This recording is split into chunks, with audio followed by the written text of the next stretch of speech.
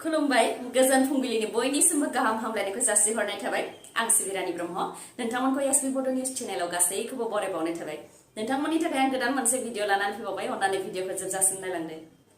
14 February Saraswati फुजाजों लोगोसे Valentine day अदेबानि मोजां मोनलायनायनि सानमोन बे 14 फेब्रुआरि खालि गोबां लाइमोन सेंग्रा सिख्लाफोरानो ज'-ज'यै बेरायदोंमोन नाथाय बे मोजां मोनलायनायनि सानावनो जोबथा हां लादों जरासे सेंग्रा सिख्लाया फिन क'क्राझाराव बोखांनो हादों जरासे सेंग्रा सिख्लानि जिउ गैयै देहा क'क्राझार चक्रशिला वाइल्ड लाइफ सेंसुरिनि सरायखला गार'थिला हाग्रायाव मोननो हादों जरासे सेंग्रा सिख्लानि जिउ गैयै देहा बिथांमोनहा गावनि जिउखौ फोजोबनानै लादों ना बिथांमोनखौ सोरबा बुथारलांदों बेनि सायाव दासिमबो रोखा जायाखै जिउ गोमानाय सिख्लानि मुङा खुशी आरो हौवानि मुङा राहुल राय फोरमायथिनाय बायदिब्ला खुशीया थाखो 10आव फरायनायमोन थांनाय बोसोरावसो मेट्रिक आनजाद होनानै बिथाङा उथ्रिसारनायनि उनाव थाखो 10आव देग्लाय मुं थिसनदोंमोन आरो बिथाङा क'क्राझार सोरखारि फरायसालिमानि फरायसामोन गुबुन फारसेथिं राहुल रायआ थांनाय बोसोराव मेट्रिक आनजाद होदोंमोन नाथाय उथ्रिसारनो हायैलाय देग्लाय फिन मेट्रिक आनजाद होफिननो गोनांमोन नाथाय थांनाय 14 फेब्रुआरिनिफ्रायनो गोमानानै दंमोन खुशी आरो राहुल रायआ गोमानाय जाथायखौ लानानै क'क्राझार पुलिस थानायावबो गसर होनाय जादोंमोन बेनि उनाव पुलिस आरो नखरनि सुबुंफोरा नागिरदोंमोन बिथांमोन सानैखौ नखरनिफोराबो गामिनि रायजो राजाफोरखौ लानानै नागिरदोंमोन आरो बिथांमोनहा नागिरै क'क्राझार चक्रशिला वाइल्ड लाइफ सेंसुरिनि सरायखला गार'थिला हाग्रायाव बिथांमोन सानैनि गोथै देहाखौ मोनहैनो हादों फोरमायथिनाय बादिब्ला हौवानि गन्थंनिफ्राय थै गनाय दंमोन बेनि अनगायै बिथांमोननि देहायाव जेबो दागो गैयामोन बेनिखायनो बे जाथाया बुथारनाय जाथाय ना गावसिनि जिउखौ फोजोबनानै लानाय जाथाय बेनि सायाव दासिमबो रोखा जायाखै होननानै फोरमायथिदों आरो जाथायनि सायाव जाहाथे थाबैनो संदानो बेनि थाखायबो पुलिसनिसिम खावलायदों नखरनिफोरा लकसभा बिसायख'थिखौ लानानै BPF दोलोनिफ्राय बिजाथिफोरनि मुंखौ फोसावनानै होदों जाय बिथांमोनहा लकसभा बिसायख'थियाव बिजाथि गसंनो हास्थायदों बिथांमोननि मुंखौ BPF दोलोनिफ्राय फोसावनानै होदों जेरै क'क्राझार लकसभा बियाबनिफ्राय प्रमिला रानी ब्रह्म काम्पा बरगयारी आरो पृथ्वीराज नारायण देबमेस बिथांमोन साथामा बिजाथि जानो हास्थायनायखौ मिथिहोदों आरो बिथांमोन साथामनिफ्रायनो सासे बिजाथिया क'क्राझार लकसभा बियाबाव गसंगोन गुबुन फारसेथिं उदालगुरि दरं लकसभा बियाबनिफ्राय रिहन दैमारी दुर्गा दास बर'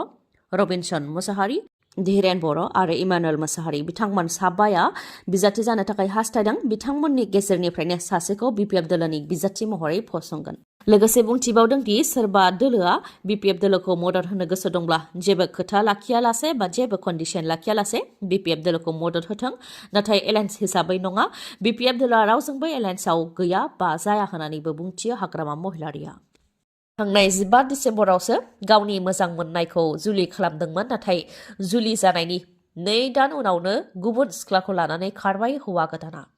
आखाइ खबजबनानै गाबै गावनि फिसायखौ न' फारसे फैफिननो खावलायहरदों आंगो बिसिया सोरबाया बिसि गोमाजादों सोरबाया फिसाय गोमाजादों थारैनो जोंनि बर' समाजा बबे लामाजों बे खेबाव जुलि जाखानाय फ्लयिं ब्रह्मआ गुबुन सिख्लाखौ लानानै खारबाय थांनाय 15 डिसेम्बरावसो गोसो थोनाय अनजालिखौ जुलि खालामदोंमोन CRPFआव साख्रि मावनाय फ्लयिं ब्रह्मआ नाथाय छुट्टियाव न'आव फैनो थाखाय ओंखारबोनायनि उनावनो मबाइला सुइच अफ जादों होननानै फोरमायथिदों अनजालि बिसिया दतमा हगमा बिलनि थागिबिमोन फ्लयिं ब्रह्मआ बिसा फोरमायथिबावनाय बायदिब्ला फिसाय फ्लयिं ब्रह्मआ गुबुन सिख्लाखौ लानानै खारनाय खौरांखौ खौरां बिजोङावसो नुनो मोन्दों आरो जाय सिख्लाखौ लानानै खारनायनि खौराङा गोसारदों बे सिख्लाजोंबो फिसाय फ्लयिंआ रायज्लायखायोमोन होननानै फोरमायथिदों फिसाया जाहाथे न' फारसे फैफिनो आरो गावखौ अनहरफिनो बेनि थाखायबो गाबै खावलायहरदों अनजालि बिसिया लोगोसे सोरबाफोर नुसनबायोबा जाहाथे खौरां हरो बेनि थाखायबो खावलायहरदों आरो गोमानाय जाथायखौ लानानै पुलिस थानायाव गसर होनाय जागोनखौबो मिथिहोदों अनजालि बिसिया खौरां हरनो थाखाय 9864180742 बे नाम्बाराव कल हरनो थाखाय खावलायहरदों फोरमायथिनो गोनांदि जाय सिख्लाखौ फ्लयिं ब्रह्मआ लानानै खारदों बे सिख्लानि मुङा रिता बसुमतारी चिरां जिल्ला खासिकत्रा खुमगिरिनि थागिबि फ्लयिं ब्रह्मआ रिता बसुमतारीखौ लानानै खारनायनि अजदखौ खौरां बिजोङाव रिता बसुमतारीनि बिदायानो होदोंमोन आरो जुलि जाखानाय हौवाजों खारनायखौ माब्लाबाबो गनायनो हाया होननानै फोरमायथिदों बिदाया। बेराफारसेथिं रिता बसुमतारी गोमानाय जाथायखौ लानानै नखराव गोबां जाल्लायाव दं। फारसेथिं बिमाया हाइ प्रेसार दं आरो बिफाया हेन्डिकेप, बेनिखायनो माबाफोर जायोब्ला खोथाया गाज्रि जागोन होननानैबो बुंथियो। बेनिखायनो बिनानावखौ न' फारसे फैफिननो थाखायबो खावलायो। गोमानाय जाथायखौ लानानै पुलिस थानायाव गसर होनाय जाबाय होननानैबो फोरमायथिदों आरो सोरबाफोर हमनानै खौरां हरनो हायोब्ला 10,000 रां होगोन होननानैबो बुंथिदों बिदाया। खौरां हरनो थाखाय 7002767826 बे नाम्बाराव मिथिहरनो थाखाय खावलायहरदों। थाखो 2आव फरायनाय बर' बिजोंनि फरायसाफोरनि थाखाय गुण'त्सव जाफिनगोन। जों बयबो मिथिगौ आसामाव थांनाय बावैसो जानानै थांनाय गुण'त्सवआव थाखो 2आव फरायनाय बर' बिजोंनि फरायसाफोरनि सानखान्थि आयदा आरो बिगियान आयदायाव सोंनाय बिलाइया इंराजियाव फैदोंमोन, जायखौ लानानै दुलाराय बर' फरायसा आफादनि बानजायनायाव थाखो 2नि बिगियान आरो सानखान्थि आयदानि आनजादखौ बयकट खालामनाय जादोंमोन बा आनजादखौ होहोनाय जायाखैमोन।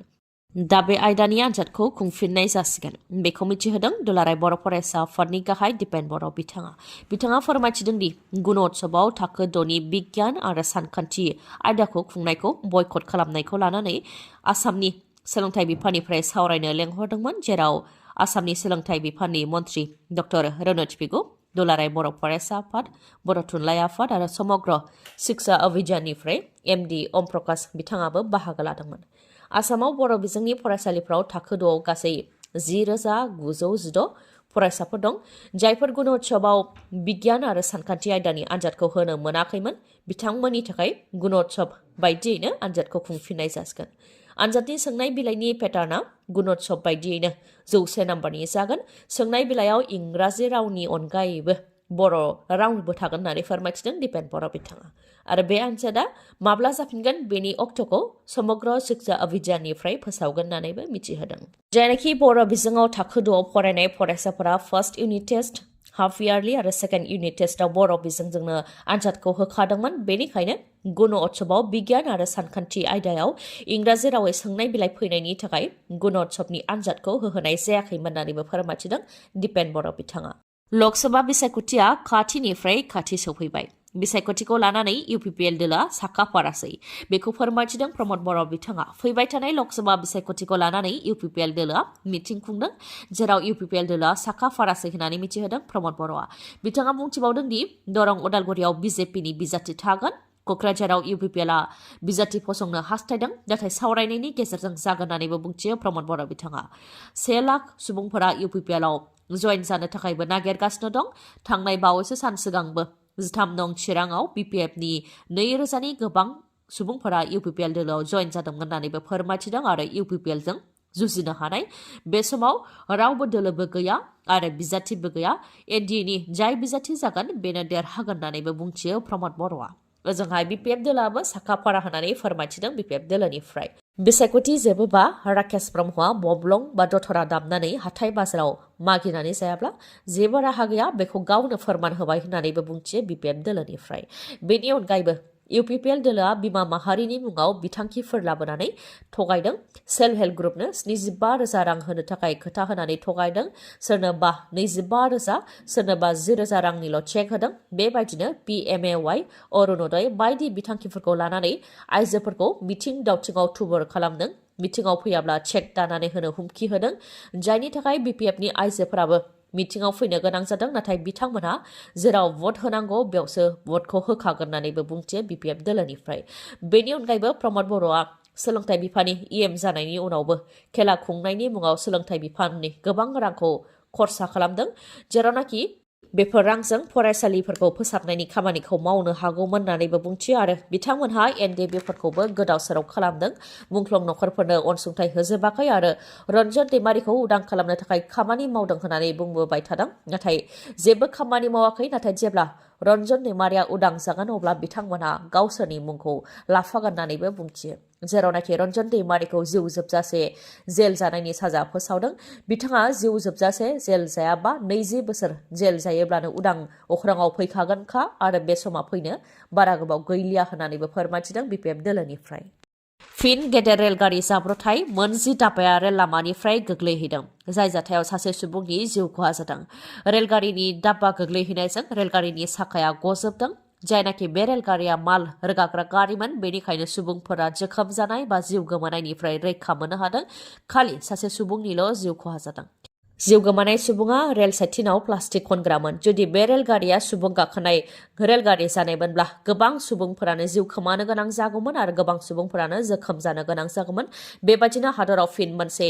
गेदेर रेलगारिनि जाब्रबथाय जागौमोन फोरमायथिनाय बायदिब्ला लहा रोगानाय रेलगारिया मुम्बाइनिफ्राय दिल्ली जानानै चन्डीगढ़ फारसे थांगासिनो दंमोन बेयावनो निउ दिल्लीयाव पाटेल नगर दया बस्ती झाकिरा फ्लाइअभारखौ बारनाय समावनो रेलनि दाब्बाया रेल लामानिफ्राय गोग्लैहैदों धुबुरीनि बेलासिपारा ओनसोलनि थागिबि रायजो राजाफोरनि थाखाय मोनसे जोबोद गेदेर खौरां आरो बिथांमोननि देरहानायनि सान धुबुरीनि बेलासिपारा रेलवे स्टेशनाव गिबि खेबनि थाखाय पेसेन्जार रेलगारिया लाखिदों कामाख्या आनन्द बिहार रेलगारिया गिबि खेबनि थाखाय धुबुरीनि बेलासिपारा रेल स्टेशनाव लाखिदों बिथांमोनहा पेसेन्जार रेलगारि नांगौनि थाखाय थांनाय 25-26 बोसोरनिफ्रायनो धरना होबोदोंमोन आरो दाबि दैखांबोदोंमोन दा बिथांमोननि दाबिया जाफुंसारबाय गिबि खेबनि थाखाय कामाख्या आनन्द बिहार पेसेन्जार रेलगारिया धुबुरीनि बेलासिपारा रेलवे स्टेशनाव लाखिबाय चिरां जिल्लानि काजलगाव थानाय जोहोलाव सोमब्ला बसुमतारी अदेबानि JSP सोरखारि देहा फाहामसालियाव दागो फोनांदों फिन देहा फाहामसालिनिनो सासे देहा फाहामगिरिया दागोखौ फोनांदों मेटारनिटी फाहामगिरि याकुब आली आहमेदनि हेंथा रायजो राजाफोरनि अजद फाहामथाय लानो फैनाय आइजो बेरामिखौ सोलेरारि आरो आथोनारि अनागार खालामनायनि अजद होदों याकुब आली आहमेदनि हेंथायै जाथायखौ लानानै पुलिस थानायाव एफआइआरबो होनाय जाबाय आरो दायनिगिरि याकुब आली आहमेदा दा खारखुमानानै दङ होननानैबो मिथिनो मोननाय जादों दिनैनि भिडिअआ एसेनोसै गाबोन आरो गोदान भिडिअजों लोगो मोनफिनबावगोन नोंथाङा दासिमबो आंनि चेनेलखौ साबस्क्राइब खालामाखैबा अन्नानै साबस्क्राइब खालामदो लोगोसे लाइक कमेन्ट आरो शेयार खालामनो दाबाव गोजोन्थों